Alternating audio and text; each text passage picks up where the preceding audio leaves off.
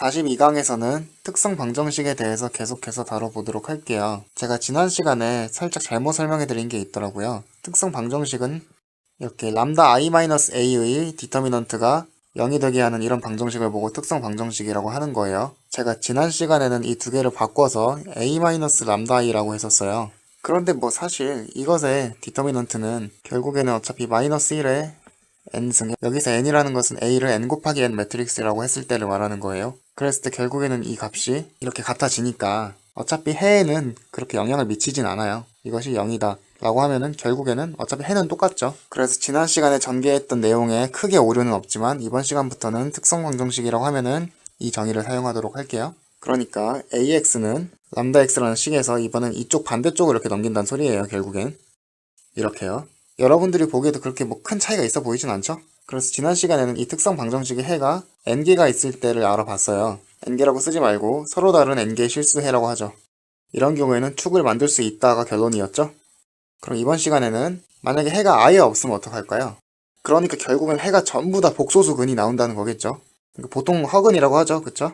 이렇게 고유값이 허근이 나와버리면 이게 행렬을 복소수 범위까지 확장을 해야 돼요, 사실. 그런데 우리 아직 실수 범위의 행렬도 제대로 못 끝마쳤잖아요. 그래서 일단 지금은 중학교 때 뭐 허근이 나오면은 해가 없다라고 말했던 것처럼 그냥 이런 해가 없는 경우에는 그냥 축을 만들 수가 없다, 그냥 이렇게 해버릴게요.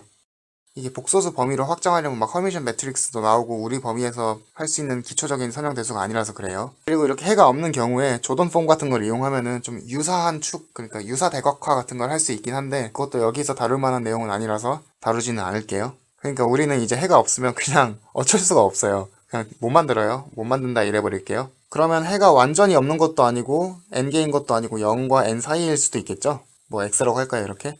뭐 예를 들어서 a가 3 곱하기 3행렬이었을 때 이 a의 특성 방정식 이것의 해가 뭐 람다 1, 람다 2가 나왔다고 해볼게요. 두 개만 나온 거예요. 그랬을 때 이 람다 1이 중근이었다고 해볼게요. 이런 경우에는 축을 만들 수 있을까요? 없을까요? 그거는 몰라요. 되는 경우도 있고 안 되는 경우도 있어요. 그러니까 이렇게 중근이 아닌 고유값에 대해서는 고유 벡터가 하나 나와요. 물론 고유 벡터가 하나는 아니죠. 스팬도 고유 벡터가 될 수 있으니까요. 그런데 어차피 스팬 집합에서 뽑아오면 이거의 상수배겠죠. 어차피 이렇게. 그러니까 이렇게 상수배 되는 건 그냥 같은 걸로 치면은 한 개밖에 안 나와요. 왜냐면은 뭐 얘는 중근이 아니니까 1차라고 하고 얘는 중근이니까 2차라고 했을 때 이 자기의 차원보다 이 고유 벡터의 차원이 높아질 수가 없어요. 그러니까 이 고유 벡터의 차원은 지금 V2의 스팬이잖아요. 그러니까 결국에는 벡터 하나의 스팬은 1차원이죠. 직선이잖아요.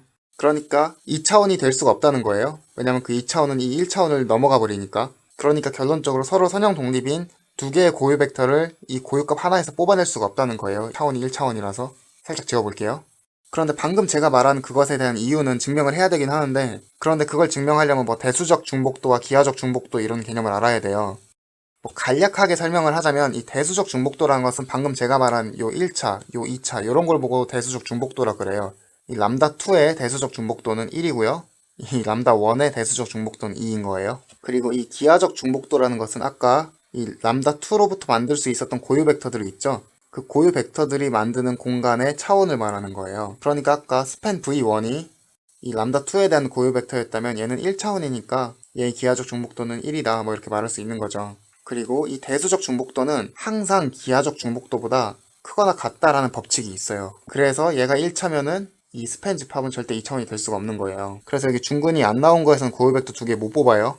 한 개밖에 못 뽑아요. 그리고 이 명제는 그렇게 증명하기가 쉬운 명제가 아니라서 제가 다음에 블록 행렬의 성질이나 차원, 베이시스 이런 거를 배운 뒤에 설명을 해드려야 될 것 같아요.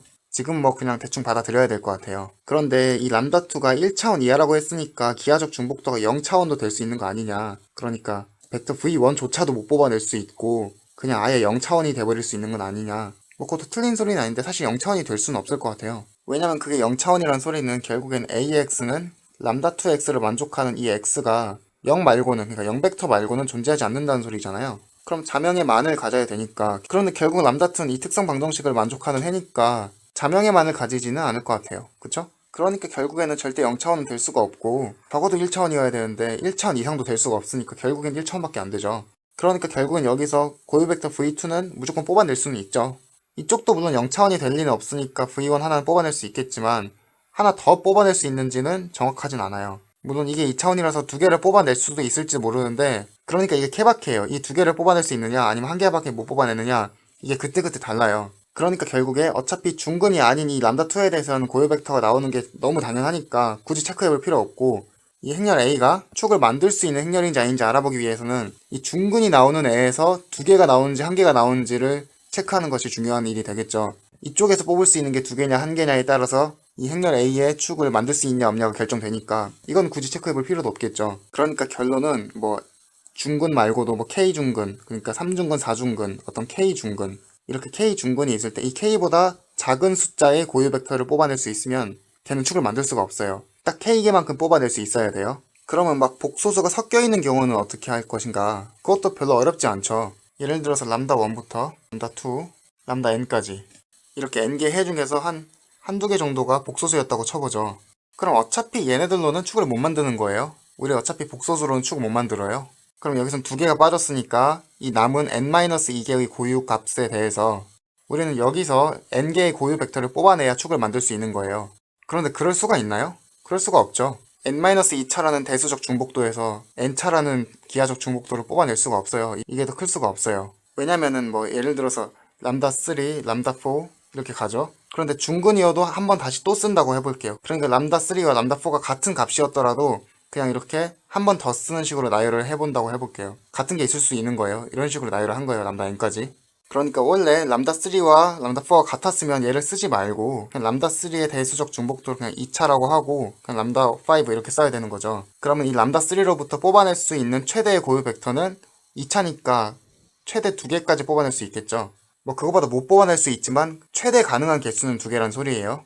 근데 이렇게 표현하는 것도 괜찮지만 그냥 여기 2차라고 하지 말고 그냥 람다3랑 람다4를 이렇게 두 번 쓴 다음에 얘로부터 한 개 뽑아낼 수 있고 얘로부터 한 개 뽑아낼 수 있다 이러면 어차피 똑같은 말이죠. 그게 두 개 뽑아낼 수 있는 거랑 각각 한 개 뽑아낸다는 거랑 어차피 결국 더하면 2개잖아요. 그러니까 여기 남은 애들로부터 총 뽑아낼 수 있는 최대로 뽑아낼 수 있는 고유 벡터는 결국에는 n-2개밖에 안 돼요. 고유 벡터 n개를 뽑아낼 수가 없다는 소리예요. 그래서 이렇게 복소수가 섞여 있으면 축을 만들 수가 없어요. 뭐 이런 경우를 한번 예를 들어 볼까요? A를 이렇게 잡아보죠. 이것의 특성 방정식은 뭔가요?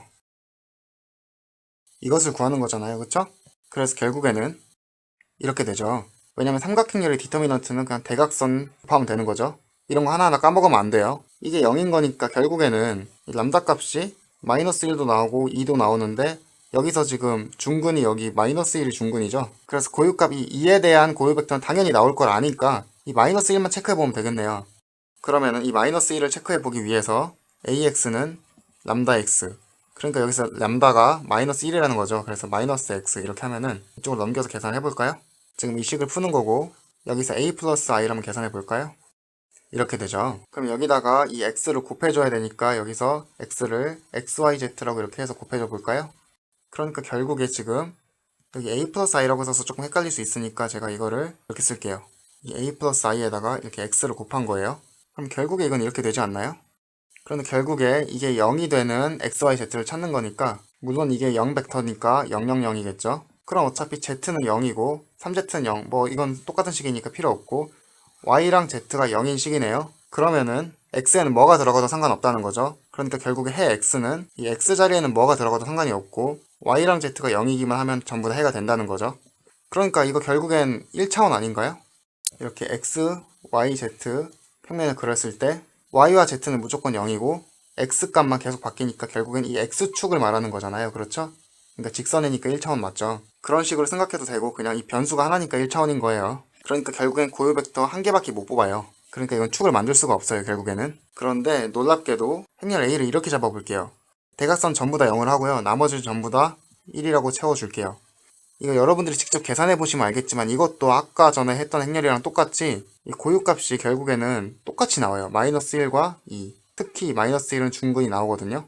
그런데 얘의 경우에는 이 마이너스 1로 했을 때 고유 벡터 두 개를 뽑아낼 수가 있어요. 계산을 직접 해보시면 알아요. 이건 여러분들이 직접 한번 계산해 보세요. 이번 강의는 여기까지 하도록 하고요. 우리가 지난 시간하고 지지난 시간에 거쳐서 계속 어려운 내용을 살펴보고 있는 것 같은데 앞으로도 계속 어려울 거예요. 오늘 대학 수준의 수학이 좀 이런 느낌으로 가요. 앞에서 했던 것들을 뒤에 가서 계속 이용하는 느낌으로 가기 때문에 계속 누적이 되는 느낌이 있거든요. 그래서 앞에 자잘한 법칙들을 한두 개, 세 개, 네 개 이렇게 증명할 때는 별로 어렵게 안 느끼고 좀 쉽게 느끼다가 뭐 지난 시간에 증명했었던 명제 같은 경우에는 뭐 이전에 배웠었던 스팬도 해가 된다라든지 뭐 동차 연립선형 방정식이 자명의만을 가질 필요 충분 조건이 그 계수 행렬이 가역이라는 거, 그리고 가역 이름 디터미넌트가 0이면 안 된다는 거, 막 예전에 배웠던 자잘한 법칙들을 다 끌어와서 쓰잖아요. 중고등학교 수학의 경우에는 뭐 한 챕터 끝나면 좀 새로운 내용이 나오고, 뭐 물론 이어지는 경우도 있지만, 뭐 계속해서 뭐 도루마무도 아니고 계속해서 무한의 굴레에 빠진 것처럼 계속 쌓아나가는 그런 느낌은 안 드는데, 대학교 수학은 좀 그런 게 강해요. 막 끝도 없이 계속 쌓아가니까 좀 뒤로 갈수록 좀 열심히 더 하셔야 될 거예요. 그래서 오늘은 여기까지 하고요. 여러분 오늘 모두 고생하셨어요. 다음 강의에 뵐게요.